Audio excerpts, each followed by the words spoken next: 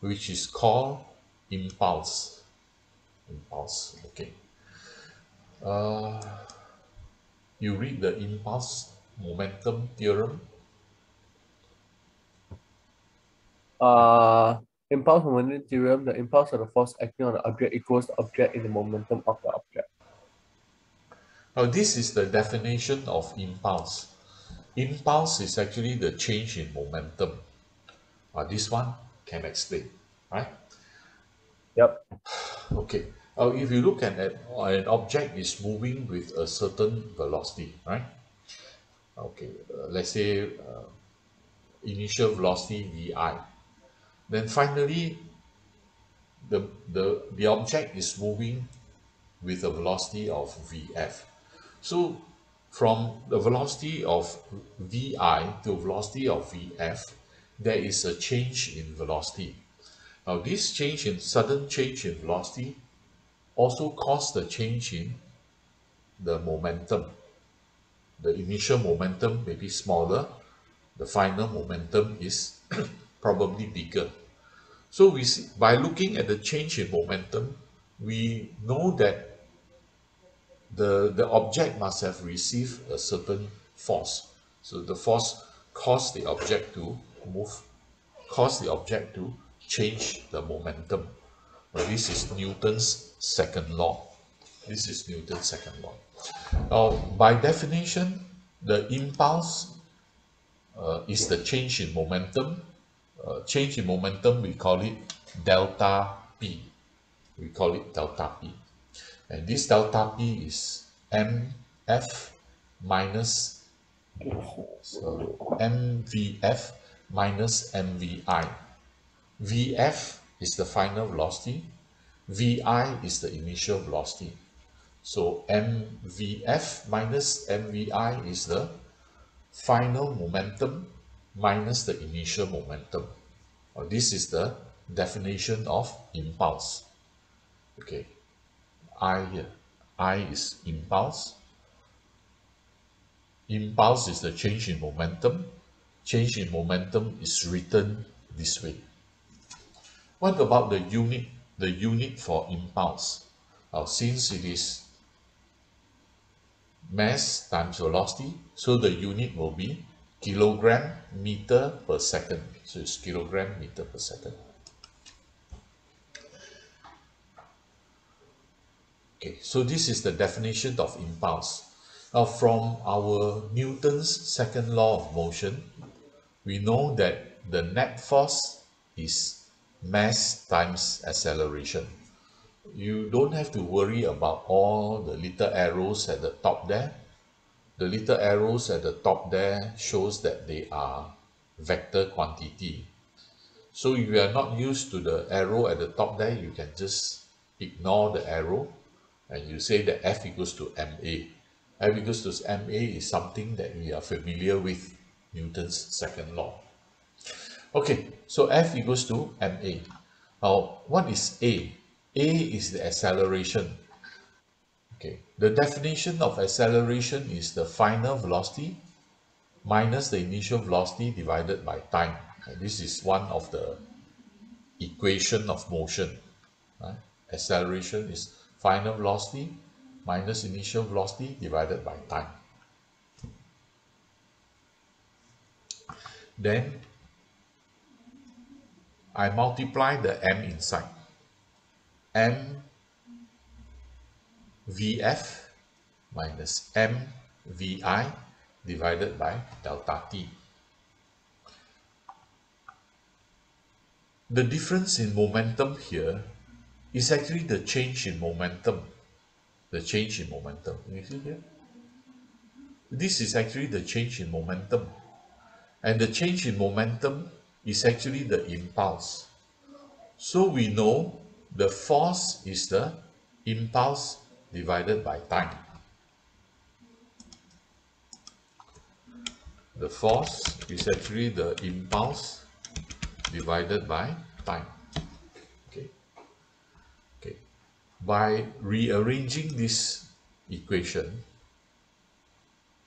we can also find that the impulse is actually the force multiply with the time. Okay. So the impulse, the change in momentum is the force multiplied by the short period of time when it is subjected to that force. Okay. So we have two ways of looking at the impulse. First, we can say that impulse is the change in momentum. This is the definition of impulse. But from the Newton's second law of motion, we can also show that the impulse is the force multiplied with the time. We are looking at impulse from the point of net force. Okay, so the impulse is actually the net force multiplied with the time, and this time here is actually a short period of time. Now, the more useful relationship will be this one. The more useful relationship will be this one. The impulsive force is the impulse divided by time. This is the more useful, right? This formula is more useful. Now, why I say it's more useful, we are going to look at the example here to see why this formula is more useful. Okay, right.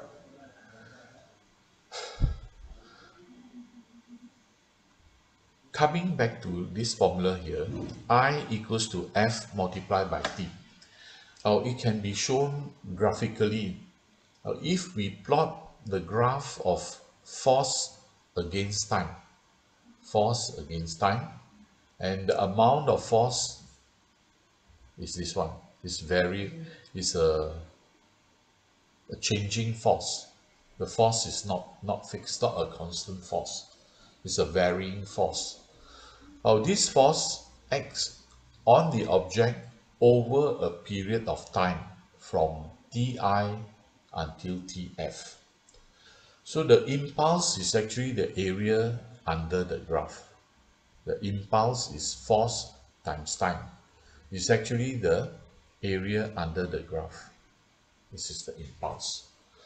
So when you flatten this area, so this impulse will be equivalent to an average force multiplied by time. So it's actually over here, right? It's actually over here, this one. Okay, the average force multiplied with time. Because we know that the force cannot be constant all the time. The force is changing like this. Sometimes it get bigger and bigger, then become smaller and smaller. So this varying force is equivalent to an average force like this. What is the impulse then? The impulse is the average force, this average force, multiplied with the time taken, delta t. This is the delta t. Tf minus Ti is the delta t. You read this the words here and see. If you cannot understand, I explain one more time. This box, and the words below. The impulse,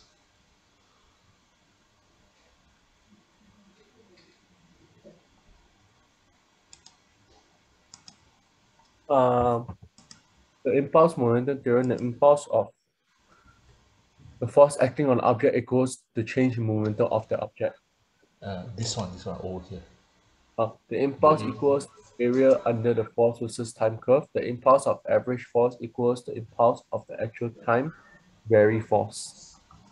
This one here, the net force. The net force acting on a particle may vary in time. The value of the constant force F is chosen so that the area of the rectangular is the same as the area under the curve. Okay, so what they are saying is that this is not a constant force. This is a varying force. The force is changing all the time from 0 to a maximum value, then to a minimum value. So this force here is equivalent to a constant force like this. Is equivalent to a constant force like this. So what we use in this formula here is this average force. The force here is the average force. Next, we're going to look at an example of an apple being hit by a bullet. Now, this apple hit by a bullet, this picture is taken with the help of a stroboscope. So this stroboscope is actually the blinking light. So the whole thing is inside a dark room there. So when the light blink and you capture the photo, then it's like this. Okay. So how long is the exposure, the light on? It is 0.33 microsecond.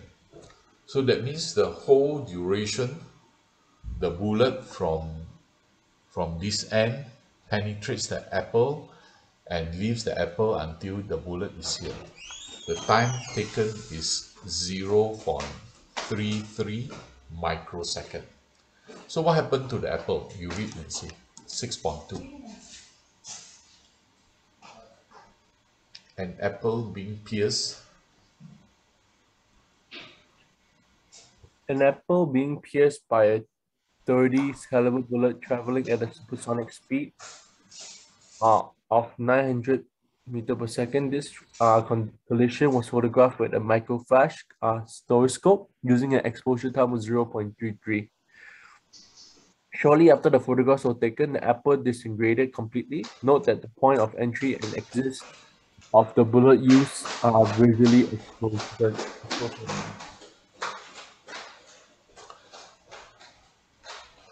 So this picture actually shows us the impulse on the apple, right? The apple caused by the bullet, and we can see the impulse received by the apple caused the explosion inside this apple, and it is acted upon by a force over a short period of time. So it is actually showing us this one, the impulse on the apple, and it is acted upon by a force over a short period of time. That short period of time is this one, 0.33 microsecond. Okay. Another example will be